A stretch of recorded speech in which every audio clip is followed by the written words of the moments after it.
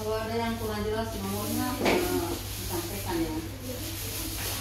Nah, dari hasilnya diperoleh tiga sampel mengandung bahan berbahaya. Di antaranya 2 mengandung formalin di mie kuning yang biasa, mie kuning kiloan ya, yang ada di sotomi. Satu lagi mie goreng tapi dari mie kuning juga. Nah, jadi formalin positif 2, kemudian boraks 1. Boraksnya ini ada di kerupuk gendar. Bu, itu tadi dari 63 sampel itu dari berapa PKL, Bu? Tadi saya tanya karena saya nggak ke lapangan ya. Tadi saya hanya di sini aja. Ada 52 ya, 52 PKL. Nah, untuk tindak lanjut ke depannya untuk PKL-PKL yang kemudian dagangannya mengandung bahan kimia berbahaya ini bagaimana nanti? Nah, karena kita kan di sini diundang kan dalam rangka mobil keliling ya, kegiatan mobil keliling Balai Besar POM di Jakarta. Jadi kita hanya sebatas untuk melakukan pengujian aja. Nah, nanti untuk tindak lanjut kita serahkan ke Satpol PP. Ibu, terkait dengan bahan-bahan berbahaya itu, apakah mungkin ada tips Bu dari BPOM sendiri bagi masyarakat untuk memilihnya itu seperti apa sih agar tidak terkecoh seperti itu, Bu? Kalau mie kuning, kalau dilihat dari hasilnya kan formalin ya. Formalin itu memang adanya di mie kuning kiloan ya.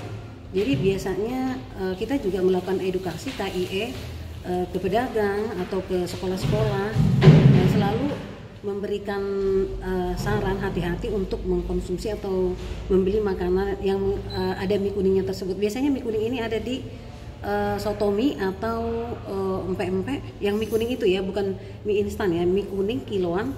Nah, itu kita edukasi untuk hati-hati bila membeli makanan tersebut. Apakah mungkin dari teksturnya lebih kenyal atau bagaimana? Kalau dari teksturnya itu kalau sudah dimasak nggak begitu kelihatan ya, tapi nanti ketika kita melihat mie kuning kiloannya biasanya dia seperti mengkilap ya, mie kuningnya mengkilap, kemudian seperti agak seperti karet ya, jadi kalau ditekan agak-agak elastis gitu. Iya, elastis gitu. Bu, itu kan tadi ada beberapa gorengan yang dialas dengan kertas minyak berwarna merah, dan itu kemudian tadi disarankan untuk menggantinya dengan yang warna putih atau bening. Itu kira-kira gimana, Bu? Apakah itu berpotensi mengandung rodamin atau semacam pewarna atau gimana? Kalau kita mengetahui bahwa produk tersebut mengandung rodamin atau tidak, tetap harus dilakukan uji dulu, Pak. Kita nggak bisa langsung mengkonfirmasi bahwa itu mengandung rodamin, tapi kita tetap untuk hasilnya yang lebih pasti adalah dilakukan pengujian. Maksudnya mungkin ada imbauan ke pedagang-pedagang gitu, Bu, biar nanti untuk kalau imbauan itu dari segi kalau dari bahan berbahayanya kan pewarna rodamin B atau metanililo ya.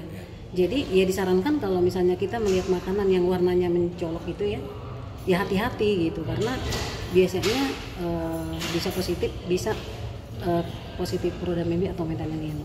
Kalau tadi untuk sampel-sampel yang minuman, Bu, apakah ada pewarna yang berbahaya menggunakan pewarna di luar pewarna makanan atau bagaimana, Bu? Kalau tadi kita ada sampling sirup ya. Kebetulan kenapa di sampling sirup karena tidak ada izin edarnya. Nah, kita uji ternyata hasilnya negatif. Kalau untuk tadi kayak es potong sama yang es yang itu? Es potong tadi ada warna merah dan warna kuning. Yang warna merah kita uji rodamin B, yang warna kuning kita uji metanililo. Hasilnya dua-duanya negatif. Negatif.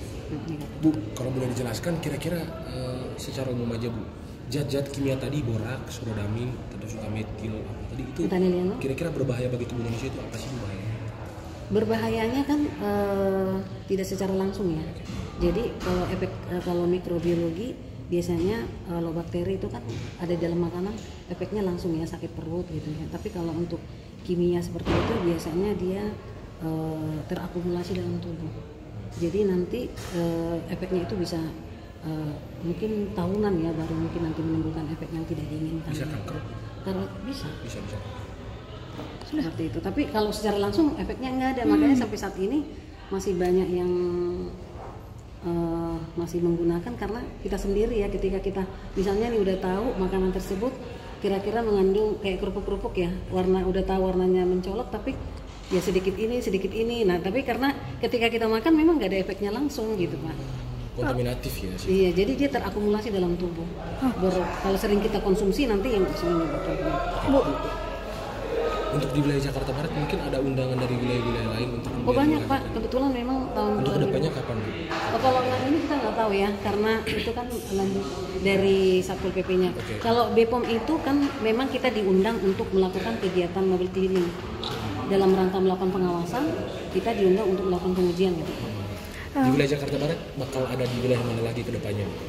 Itu juga kita nggak bisa sebutkan karena saya juga hanya sebagai Takutnya nanti mungkin ketahuan juga pada kabur semua pedagang ini. enggak juga sih memang ya